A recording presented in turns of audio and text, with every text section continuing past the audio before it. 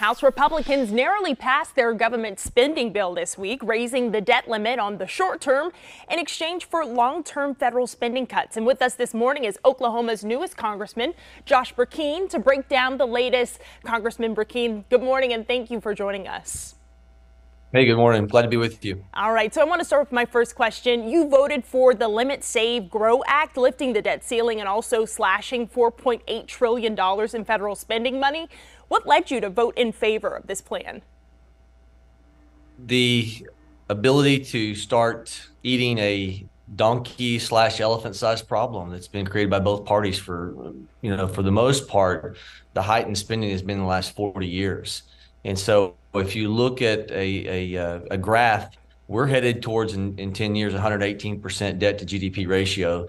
By this plan, and if we hold true to it, if it can find the agreement on the other side of the aisle, we have a chance to reduce that significantly. And we have to make this a habit. This continuation of raising the debt ceiling without cuts, we're headed to a place in 5 years where our annual debt service payments, just the interest on the debt, is going to be what we spend, equal to what we spend in national defense of this nation, $1 trillion to each. And we are on an unsustainable path. And for those of us that, at the head of the year, we're asking for our speaker, if he was to obtain the gavel, to go back to 2022 spending levels. That was the agreement. I'm grateful to our speaker and the leadership for bringing that about. And that's in this measure. What impact do you think that this plan that you voted yes for will have on Oklahomans? Well, Oklahoma can't be healthy if America's not healthy. And so we've got to strengthen our nation. Economic security is national security. We are a nation that is headed towards a fiscal cliff. And there's a European statesman who years ago said, remember, democracies cannot exist forever. They can only exist until people discover they can vote themselves largesse out of the public treasury. And we're a republic. We're not a democracy. But we've been acting like a democracy. We've had too many elected officials that have learned the game of giving away free candy without consequence without paying attention to the consequence of what it's doing to our kids and our grandkids' future. And so we have taken prosperity from our parents and our grandparents, and we have been handing our children debt and dependency. Some of the spending cuts, they impact a few of the plans from the Biden administration. What do you tell Oklahomans that are concerned about that? Well, this measure takes us back to the place where we were a few years ago. If it's implemented, it gives us a chance to become energy dominant again.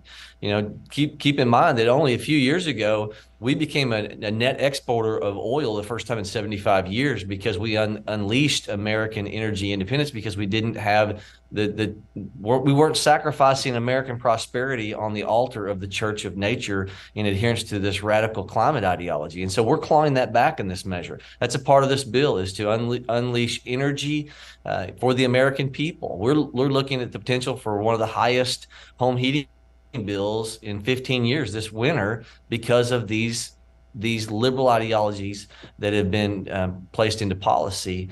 And so this measure includes permitting reform. It includes work requirements. It includes going after the green tax credits that let industry stand on its own. Let industry stand on its own. It's time to stop the American taxpayer having to subsidize things that that can't continue absent these heightened tax credits. And I think the American people understand that. Now, the president, he said that he will veto that bill if it passes in the Senate. What will the House do in that situation?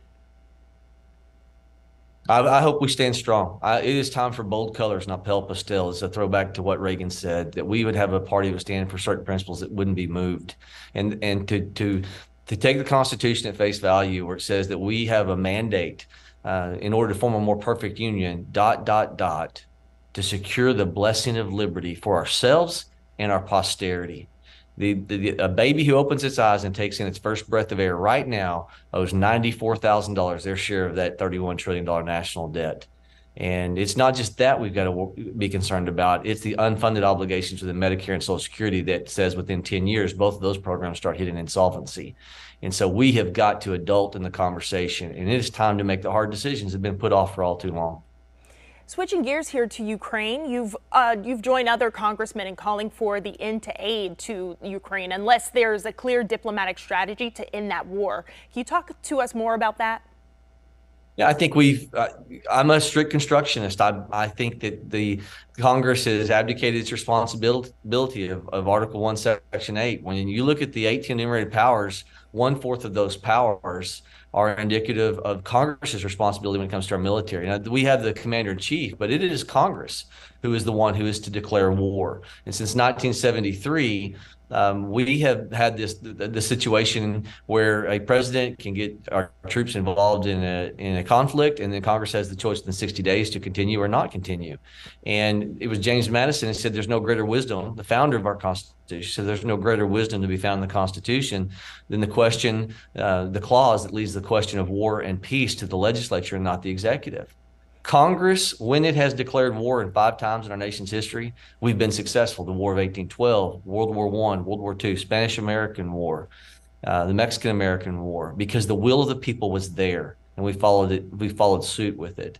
And I am one of those people that believe that we have a military-industrial complex and that there's alchemism. The thought, from 1,000 years ago, where people thought that you could convert lead into gold. Well, there's alchemism that's taking place right now because there are people who profit from endless conflict. The will of the American people through the Congress, the people's house, is where we need to be making the decisions about what conflicts we get involved in. And so that's the ideology that I brought to the Capitol when I came. There's many people up here that adhere to that, and I would contend it's what the founders believed. And so we've got to use wisdom, and we've got to make sure the will of the people are involved in the conflicts. All right, Congressman Burkeen, thank you so much for your time this morning and the updates that you're sharing from Washington, D.C. Thank you. God bless you. Have a great day.